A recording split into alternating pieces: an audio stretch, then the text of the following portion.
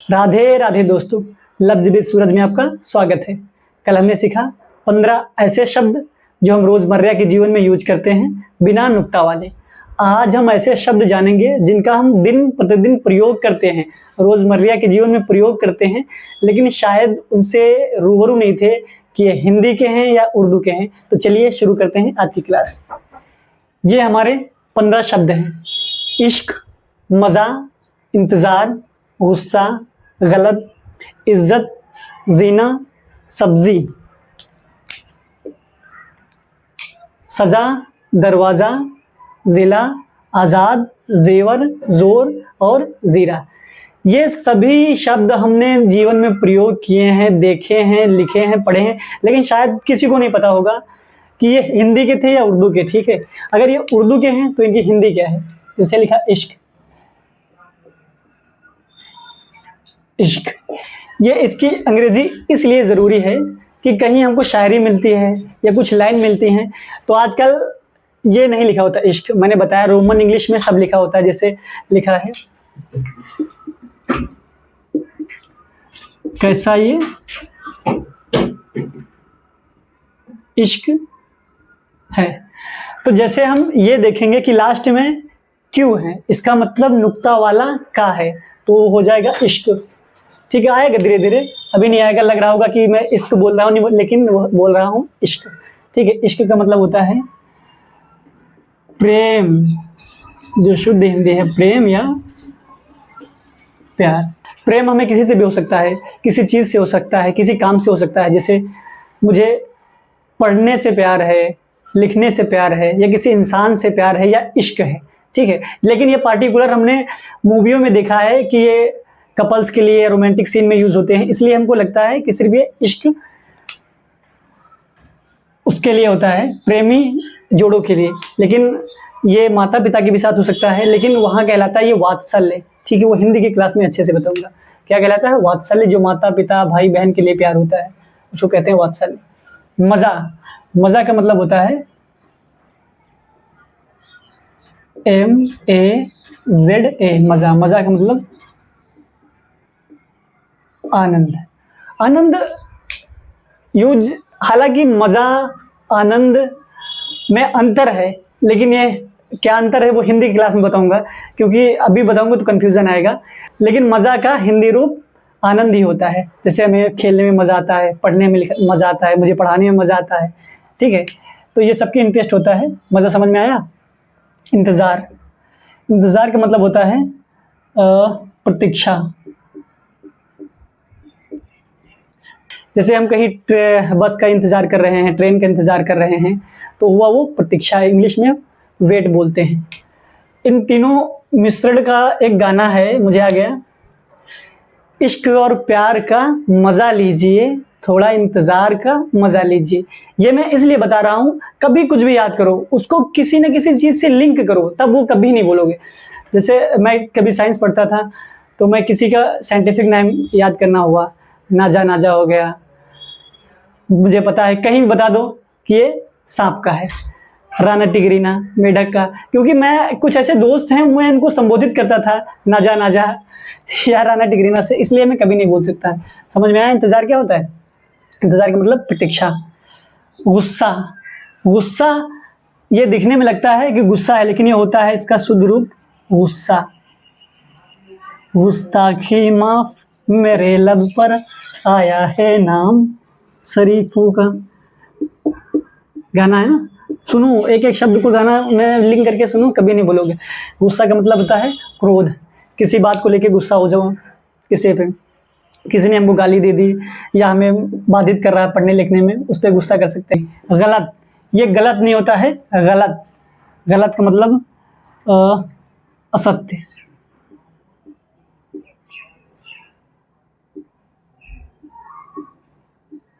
या झूठ। ठीक है, जैसे कोई किसी बात को लेकर झगड़ा हुआ तो दो पक्ष होते हैं, एक तो सत्य होता है, एक असत्य होता है। जैसे हमने किसी को मारा नहीं, लेकिन वो बता रहा है कि इसने हमें मारा, तो बोल रहा है, झूठ बोल रहा है, यानी गलत बोल रहा है। वो गलत नहीं, गलत है। इन सबको नोट करते रहो, याद करते रहो। अब जानेंगे इज्जत। इज्जत का हिंदी होता है मान या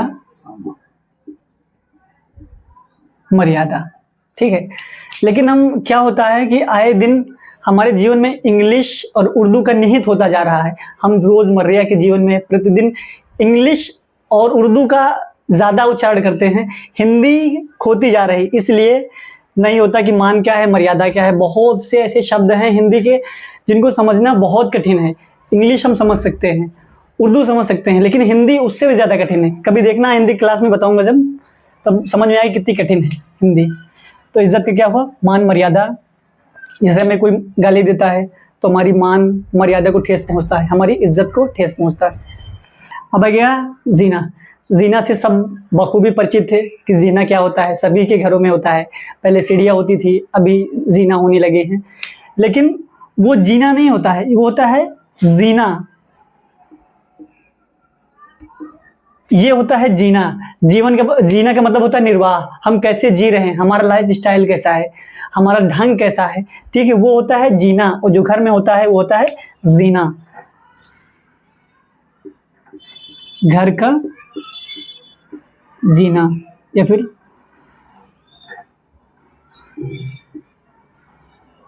छत पे जिसके माध्यम से चढ़ते हैं। ठीक है, स्टेयर्स होते हैं, पहले होती थी स्टेयर्स जिसको हिंदी में सीढ़ी बोलते हैं, अभी होते हैं घरों में जीना, जब से आरसीसी रूफ आ गई इसलिए। अब जो घर में हम प्रतिदिन यूज करते हैं, खाते हैं, पीते हैं, वो सब्जी नहीं होता है, सब्जी होता है।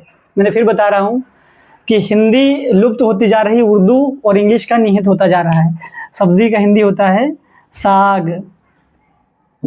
साग सब्जी, कहीं कहीं भाजी बोलते हैं, तरकारी बोलते हैं। ठीक है, तो सब प्रदेश का भाषा अलग होता है। गांव में कहावत होती है, कोस कोस पर पानी बदले और 4 कोस पर बानी। यानी हर 1 किलोमीटर 3 किलोमीटर के बाद पानी बदल जाता है। पानी तो 100 मीटर के बाद भी बदल जाता है, और हर एक क्षेत्र से दूसरे क्षेत्र में गए वहाँ भाषा बानी भी बदल गई। तो सब्जी समझ में आया, सब्जी सब खाते हैं, साग या भाजी तरकारी। अब जो लिखा है सजा, सजा से हम सब वाकिफ थे। सजा प्यार की मौत से कम नहीं है, सबने गाना सुना होगा। सजा का मतलब होता है दंड। क्या आता है, दंड। पहले की मूवियाँ देखोगे जब, या फिर राजा वाली बेस की मूवियाँ देखोगे, वहाँ दंड का प्रयोग होता है कि सैनिक उस अपराधी को लाया जाए, उसकी उदंडता का दंड उसे अवश्य मिलेगा। ठीक है, ऐसे डायलॉग्स होते हैं उनमें। तो वहाँ सजा का प्रयोग नहीं करते हैं, दंड का प्रयोग करते हैं। अब गया दरवाजा। दरवाजा का हिंदी होता है कपाट या किवाड़। ये कभी जो हमारे बुजुर्ग होते हैं, हमारी दादियाँ या बाबा होते हैं, वो प्रयोग करते हैं। वो दरवाजा बहुत कम बोलते हैं, किवाड़ या कपाट का प्रयोग करते हैं। ठीक है, दरवाजा नहीं होता है, दरवाजा होता है। अब आ गया जिला। जिला गाजियाबाद, सभी ने मूवी देखी होगी, तो वहाँ जिला नहीं है, जिला है। अरे यार, इनकी इंग्लिश लिखने भूल गया, एक बार देख लो। गलत की स्पेलिंग इंग्लिश होगी GHALAT,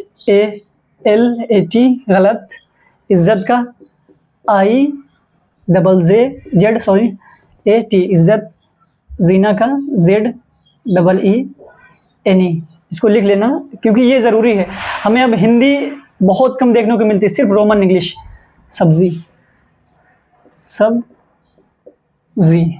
सजा SAZA, सजा। दरवाजा DRWAZA।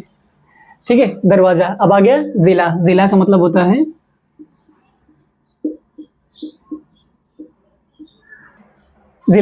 है जनपद। अब ज्यादातर हम प्रयोग जनपद का बहुत कम देखते हैं, लेकिन हमें मालूम होना चाहिए कि जनपद जिला ही होता है। सिर्फ जिला उर्दू का शब्द है और जनपद हिंदी का है। कभी कभी होता है कि जनपद तुम्हारा क्या है, तो हमें लगता है कि ये नया शब्द है, कोई जनपद क्या होता है। चूंकि हम जिला पढ़ते आ रहे हैं, हर एक चीज़ जिला कलेक्टर हो गया, हर एक चीज़ में जिला पढ़ते आ रहे हैं, तो जनपद नहीं समझ में आता। तो हिंदी का रूप होता है जनपद। आज़ाद, आज़ाद का मतलब होता है स्वतंत्र। ठीक है, जैसे आज़ाद हिंद या स्वतंत्र भारत, उसका जैसे आज़ाद हिंद स्वतंत्र भारत हिंदी में। तो हमें पता होना चाहिए कि आज़ाद है, आज़ाद नहीं है, आज़ाद। ये हमें क्यों पता होना चाहिए कि आज़ाद में नुक्ता है कि नहीं, क्योंकि हम मान लो कहीं बोल रहे हैं, पढ़ रहे हैं या लिख रहे हैं, जब सामने वाले को पता होता है तो वो कमियां निकाल देगा तुरंत कि भाई ये आज़ाद नहीं, आज़ाद होता है। या फिर नहीं तुमको लिखना आ रहा तो सीधे स्वतंत्र लिखो ना, क्या ज़रूरत है उर्दू लिखने की। लेकिन लिखो तो सही लिखो, स्पष्ट लिखो कि हाँ लगे कि सही बंदे को आता है कुछ। अब आ गया जेवर।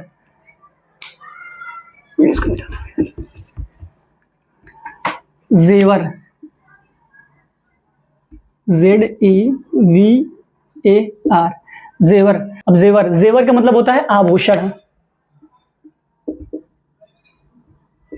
आभूषण या गहना भी बोलते हैं।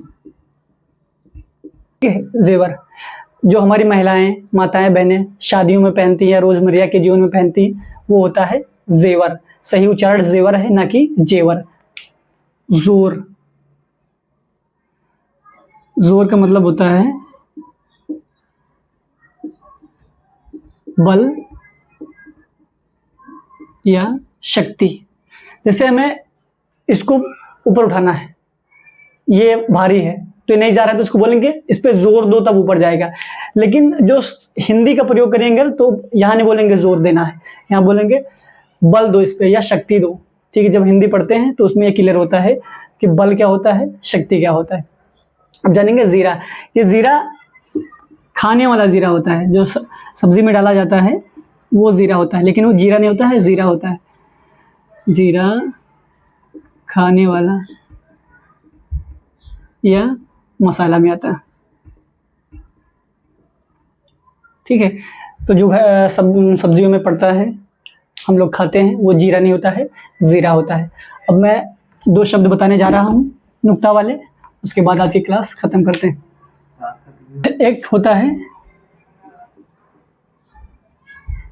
गोल और एक होता है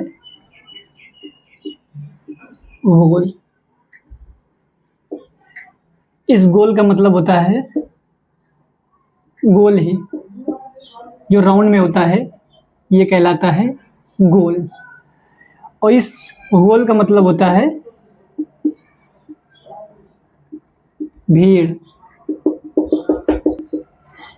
2 या 2 से अधिक जन समूह को भीड़ कहते हैं। ठीक है, तो देखो सिर्फ नुक्ता लगा है, ये गोल है, ये सब इससे परिचित हैं गोल क्या होता है। ये गोल हो गया, इसका मतलब भीड़ हो गया। इनका वाक्य प्रयोग देख लूं।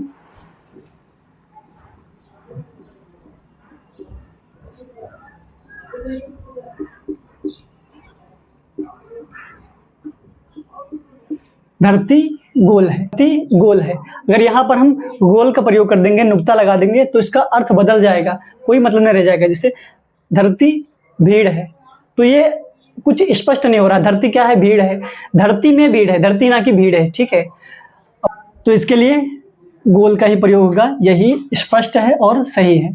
अब आ गया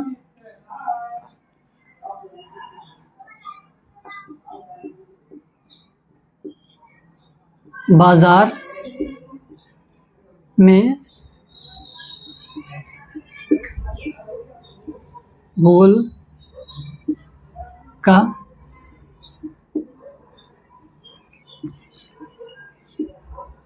माहौल है। मतलब बाजार होता है, ना कि बाजार होता है। बाजार का मतलब हाट होता है। जो गांव के लोग होते हैं वो ज़्यादा प्रयोग करते हैं कि हाट बाजार जाना है हमें। ठीक है, तो बाजार नहीं होता है, बाजार होता है। बाजार में गोल का माहौल है, यानी बाजार में भीड़ का माहौल है। हर बाजार में होता है भीड़ का माहौल। तो स्पष्ट हुआ गोल और गोल में ये जितने भी शब्द दे रहा हूँ इनको धीरे धीरे याद करते रहो, इससे मेमोरी पावर भी बढ़ेगी। पता लगेगा किस शब्द में नुक्ता है, किस में नहीं है। अगर नुक्ता है तो इसका उच्चारण कैसे होगा, ताकि कभी हम कुछ लिखेंगे या पढ़ेंगे, आगे कुछ अच्छा करेंगे, तो उसके लिए हमको इन चीज़ों से परिचित होना बहुत ज़रूरी है कि नुक्ता है कि नहीं है, किस में है, किस में नहीं है, किस में लगाना चाहिए। अगर हमसे खाना को खाना बोल दिए तो वो गलत हो गया, या खाना को खाना बोल दिए तो वो भी गलत हो गया। तो इसलिए हमें क्लियर होना चाहिए किस में है, किस में नहीं है। आज के लिए इतना काफ़ी है, मिलते हैं कल नए वीडियो के साथ। तब तक की राधे राधे।